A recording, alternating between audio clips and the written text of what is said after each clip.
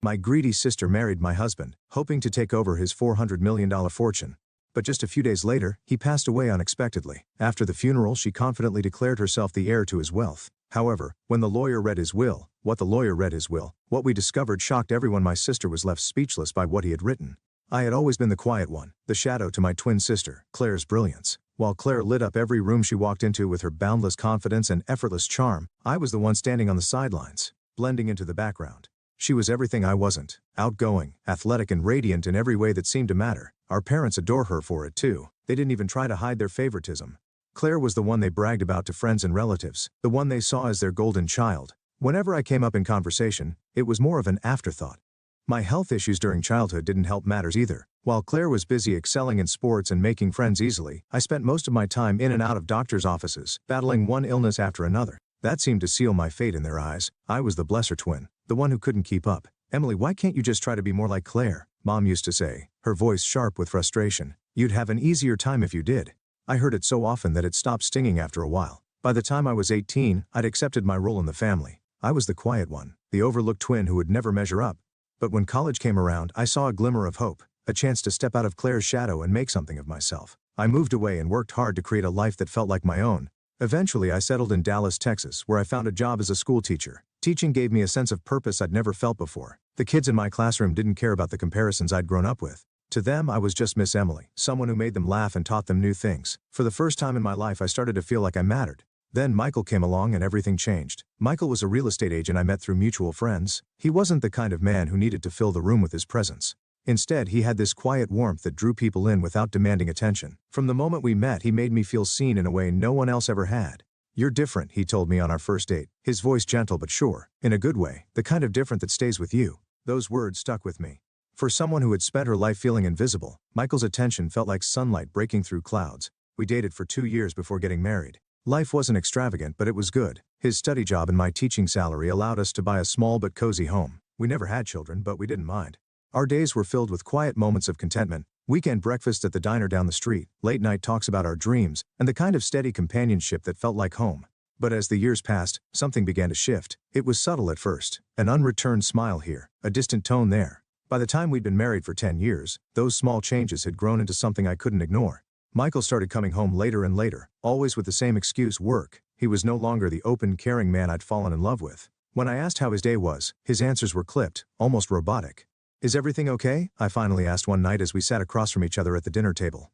The question had been burning in my mind for weeks and I couldn't hold it in any longer. Michael didn't even look up from his plate. "Just busy with clients," he muttered. "You know how it is." But the truth was, I didn't know. I didn't understand why he was pulling away or how to reach him. I thought about calling Claire, but the idea made my stomach turn. Our relationship had never been close. Claire still lived in our hometown and called occasionally, mostly to brag about her glamorous life. She had a high-paying marketing job, a jet-setting lifestyle, and a string of wealthy boyfriends. Whenever we spoke, I felt like a failure in comparison. Then one evening, everything came crashing down. Michael had been unusually quiet during dinner, barely touching his food. I could feel the tension hanging in the air, thick and suffocating. Finally, he set his fork down and looked at me, his expression unreadable. "I want a divorce," he said, his voice flat and emotionless. The words hit me like a punch to the gut. I stared at him, trying to process what he just said. "What are you talking about?" I asked, my voice trembling. "It's over," he said simply. "I've made up my mind." Before I could even begin to form a response, the doorbell rang. I sat there, frozen, as Michael stood and walked to the door. A moment later, Claire strutted into the room, her heels clicking against the hardwood floor. She looked as polished and confident as ever, a triumphant smile plastered across her face. "Michael and I are getting married," she announced, her voice dripping with smug satisfaction. It felt like the ground had been ripped out from under me. My mind reeled as I tried to make sense of what was happening. Claire, my own sister, was standing in my home, announcing that she was engaged to my husband. The betrayal cut deeper than anything I'd ever experienced. I looked at Michael, searching his face for some sign of regret or guilt, but there was nothing. He wouldn't even meet my eyes. Claire, on the other hand, looked downright gleeful. Her smile was the kind that made my stomach churn, equal parts victorious and cruel. In that moment, everything I thought I knew about my life, my marriage, and even my own family shattered. The two people who were supposed to love me most had conspired behind my back, and now they were standing in front of me, casually tearing my world apart. I stared at Michael and Claire, my gaze darting between the two of them, as if the sheer disbelief in my eyes could force them to take it all back. My heart pounded so loudly that it drowned out everything else, leaving only the sound of my own shallow breaths. "What? This has to be some kind of sick joke," I said, though the tremor in my voice betrayed the desperation I felt. Michael didn't respond immediately. He looked away, his jaw clenched tight as though avoiding my gaze might lessen the weight of his betrayal.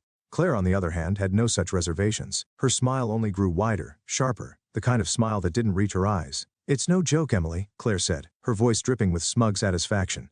"You've always lived in my shadow. I think it's time you stayed there for good." Her words struck me harder than I'd expected. They weren't just cruel, they were calculated, designed to hurt in the deepest way possible. The room seemed to close in on me, the air thick and suffocating. My chest tightened as I struggled to process what I was hearing. "How could you?" I whispered, barely able to get the words out. Tears stung my eyes, threatening to spill over as I looked at Michael, the man who had vowed to love and protect me. "Why?" Michael's expression was cold, almost detached, as if he had already moved on in his mind.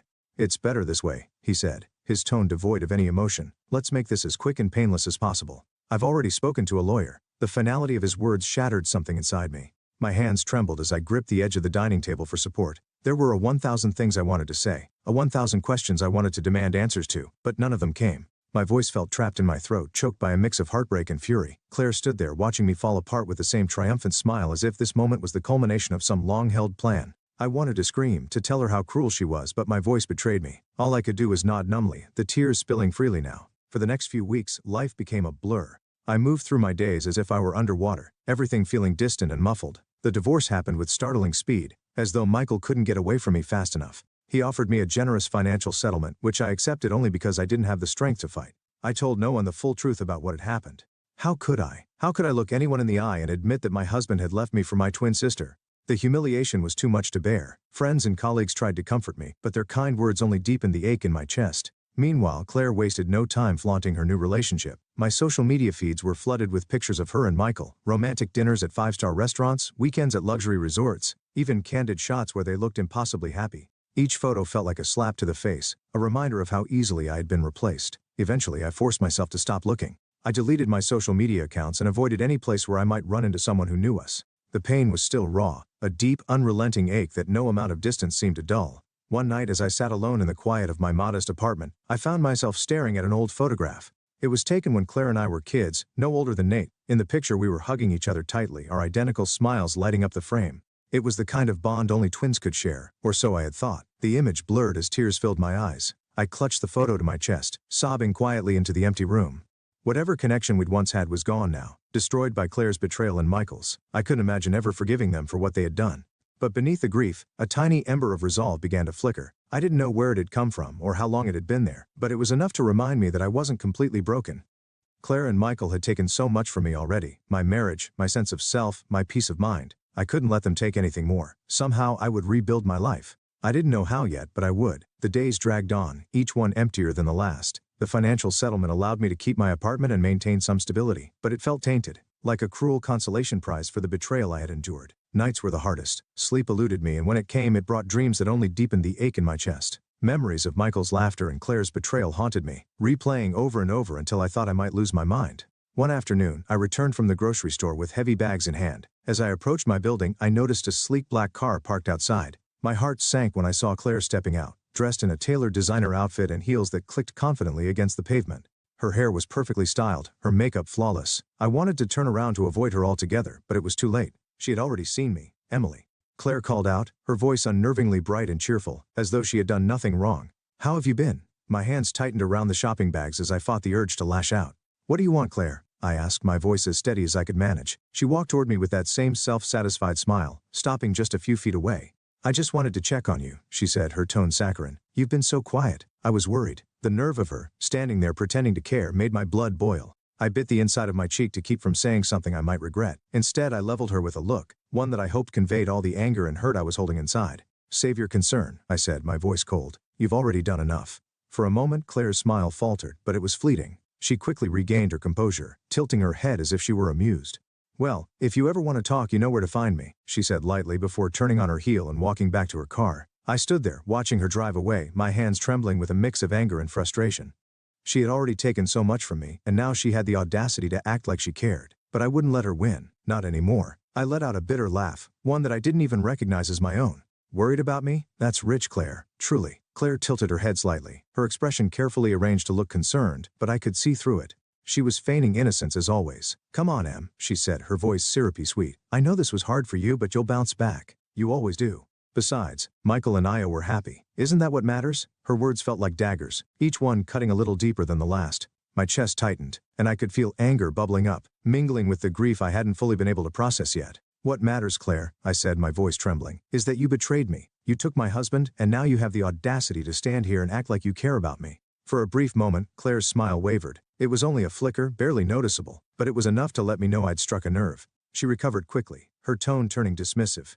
You're being so dramatic, Emily. Michael and I were meant to be together. He chose me, not you. You need to accept that. Her words hit me harder than I expected, but they also ignited something inside me, something sharp and defiant. Get out, Claire, I said, my voice firmed, despite the tears burning at the back of my eyes. Leave me alone. I don't want to see you. For the first time, her mask slipped entirely.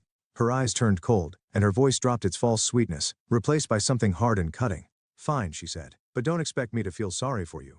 You've always been weak, Emily. That's why people leave you. I stood frozen as she walked away, her heels clicking on the pavement with a kind of finality that made my stomach churn. Her parting words echoed in my mind, over and over. Weak. That's how she saw me. How everyone had always seen me. Maybe they were right, or maybe it was time to prove them all wrong. Over the following weeks, I slowly began to piece myself back together. At first, the steps were small, almost imperceptible. I threw myself into my teaching, finding solace in the laughter and curiosity of my students. Their bright smiles reminded me that there was still good in the world, even if my own felt so far away. I joined a local book club, something I never had the confidence to do before. At first, I felt out of place, sitting quietly in the corner while others debated plot twists and character development. But little by little, I started to participate. I made a few new friends, people who didn't know anything about my past or the shadow of Claire. It felt liberating to just be Emily without the weight of comparisons dragging me down. I also started therapy, a step I had resisted for far too long. Talking about the pain was excruciating at first, but my therapist helped me unpack the layers of hurt I had carried for years, hurt that went far deeper than just Michael and Claire. Each session felt like peeling back a bandage, exposing wounds I hadn't even realized were there, but slowly those wounds began to heal. It wasn't easy, and it wasn't quick, but day by day, I felt a tiny flicker of strength returning. The Emily who had once been content to fade into the background was starting to stand a little taller. I didn't know exactly where I was headed, but for the first time in a long time, I felt like I was moving forward. Then 3 months after the divorce, everything changed again. It was an ordinary afternoon, and I was sipping tea in my living room when the phone rang. I didn't recognize the number but answered anyway, figuring it might be something related to work. Miss Carter's, the voice on the other end was professional, almost hesitant. Yes, this is Emily, I replied, my brow furrowing. I'm calling about your ex-husband, Michael. The man continued. I regret to inform you that he passed away suddenly last night. The words didn't register at first. What? I managed to say, my voice barely above a whisper. How? How did it happen? A heart condition, he explained gently. It was very sudden. I'm so sorry for your loss. He left instructions for me to contact you. There's a will, as well as a letter he wanted you to have. My mind swirled with questions, too many to make sense of. Michael was gone? How could that be? And why would he leave something for me after everything that had happened? I see, I said finally, my voice shaking. When can I come in to discuss this? We arranged a meeting for the next day. After hanging up, I sat in stunned silence, the phone still clutched in my hand. I didn't know how to feel grief, confusion, anger. It was all tangled together in a knot that I couldn't unravel. What could Michael possibly have to say to me after everything he had done? The next morning, I sat in the lawyer's office, my hands clasped tightly in my lap. The room was quiet except for the sound of papers shuffling as the lawyer prepared to go over the details of Michael's will. My heart raced, anticipation and dread churning in my stomach. Here it is, the lawyer finally said, sliding a plain white envelope across the desk. Michael's final letter to you. Please take your time. I stared at the envelope for a long moment, my hands trembling as I reached for it. The weight of it felt heavier than it should have. Slowly I tore it open and unfolded the piece of paper inside. The sight of Michael's familiar handwriting made my chest tighten. Dear Emily, the letter began. By the time you read this, I'll be gone. There's so much I want to say, but I'll start with the most important thing. I'm sorry. I know what I've done seems unforgivable, but I need you to know that everything I did was to protect you. I stopped reading for a moment. My breath caught in my throat. Protect me? What on earth could he mean? My hands shook as I continued to read, desperate for answers. 6 months ago, I was diagnosed with a terminal heart condition. The doctors gave me little time, and I knew I couldn't leave you vulnerable to the people around you, especially Claire. She's always been manipulative, and I feared what she might do to you after I was gone. When my uncle passed away, I learned about his estate. At first I thought it would be a blessing, but it turned out to be a curse. The estate was mired in debt, over $2 million. Claire didn't know that, of course. She only saw the opportunity for wealth and took the bait. I let her believe the inheritance was a fortune, knowing she'd act on her greed. I know it hurt you when I left, but I needed Claire to focus on me, not you. It was the only way to keep her from dragging you into her mess. I've left you my personal savings, Emily. It's not much, but it should be enough to help you start over. You deserve a life free from Claire's toxicity and the weight of our family's dysfunction. Please know that I've always cared for you, even in the end. Be strong, Emily. You're so much stronger than you think. With love, Michael. As I finished reading Michael's letter, my hands trembled, the paper crinkling slightly in my grasp. Tears blurred my vision and streamed down my cheeks, each one carrying the weight of 1,000 emotions. I felt sorrow for the man who had kept this enormous burden to himself, anger for the pain his actions had caused me, and a bittersweet gratitude for the love he had tried to show, even in his flawed way. I clutched the letter tightly to my chest, my mind spinning. Michael had betrayed me. There was no denying that. But now I saw the truth. The choices he made, however misguided, had been an attempt to protect me. He had sacrificed himself, enduring Claire's manipulative games and distancing himself from me, all to shield me from her grasp. It was a truth that left me reeling. How was I supposed to process this? How could I reconcile the man who had broken my heart with the one who had tried to save it? The days following Michael's funeral passed in a haze. I attended out of respect, though it felt surreal to be there. Claire, of course, put on a grand show of mourning, her tears perfectly timed and her appearance meticulously polished. I kept my distance, unable to bear the sight of her pretending to be the grieving fiancé while I carried the weight of Michael's confession. She had no idea the fortune she thought she'd inherited was nothing more than a mountain of debt, and for the first time in years I felt a small sense of justice. Still, Michael's revelation weighed heavily on me. For most of my life I had believed what everyone else seemed to think, that I was weak, the lesser twin who couldn't stand on her own. But his letter told a different story. He saw strength in me, even when I couldn't see it in myself. It was a realization that both humbled and unsettled me. In the days that followed, I found myself reflecting on my life, on all the ways I had allowed others to define me. My parents' constant comparisons to Claire, her endless need to outshine me, and Michael's betrayal, all of it had shaped how I saw myself. I had spent so long believing I wasn't enough, letting their actions dictate my worth. But Michael's words planted a seed of something I hadn't felt in years: determination. One evening, as I sat in my small apartment surrounded by the remnants of my old life, I opened the envelope the lawyer had given me containing the details of Michael's financial arrangements. True to his word, he had left me his personal savings. It wasn't a fortune, but it was enough. A small but meaningful gift that could help me start anew. For the first time I didn't feel burdened by the money. I saw it as a chance, a way to rebuild. I decided to make changes, starting with my surroundings. The apartment, though comforting in its familiarity, felt tied to the pain of the past. I began searching for a new place, somewhere that could serve as a fresh start. It was scary, the thought of leaving behind the life I had known, but it also felt necessary. I needed to let go of the pieces that no longer served me and create something entirely my own. I threw myself into my work with renewed energy, pouring my heart into my students and finding joy in their progress. Teaching had always been my sanctuary, and now it felt like my lifeline. I also continued therapy, where I explored the layers of hurt and resilience within me. Slowly I began to uncover parts of myself I had buried long ago, the parts that were strong, capable, and worthy. Claire, predictably, tried to reach out. She called several times, leaving voicemail after voicemail, each one more frantic than the last. I ignored them all. I knew it was only a matter of time before she discovered the truth about Michael's inheritance, and I wasn't interested in being her safety net. She had taken enough from me already. One afternoon I received an email from Claire. It was short and to the point. "We need to talk. Call me." I stared at the screen for a long time before deleting the message without replying. For the first time in my life, I didn't feel the need to engage with her, to justify myself, or seek her approval. It was liberating. As weeks turned into months, I found myself changing in ways I hadn't expected. I started taking risks, small ones at first, trying a new hobby, saying yes to invitations I would have declined before. I began to trust myself, to believe that I could navigate life on my own terms. It wasn't easy and there were still moments of doubt, but with each step I felt a little stronger. Michael's letter stayed with me, tucked away in a drawer, but never far from my thoughts. It was a reminder of the complexity of love and sacrifice, of the ways people can both hurt and heal us. And while I still wrestled with the pain of his betrayal, I also felt a deep gratitude for the chance he had given me to reclaim my life. For the first time in years I began to feel something I thought I had lost forever: hope.